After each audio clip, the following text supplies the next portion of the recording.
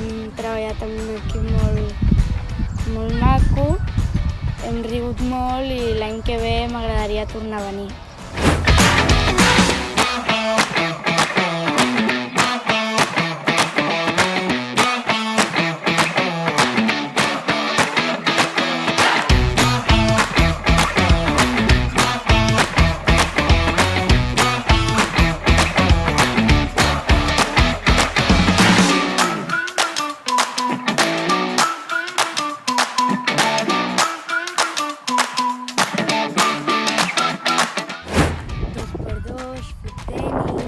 A la piscina també hem fet waterpolo i vòlei, concurs d'habilitat amb equips i hem fet partits de 7x7 i ens ho hem passat molt bé.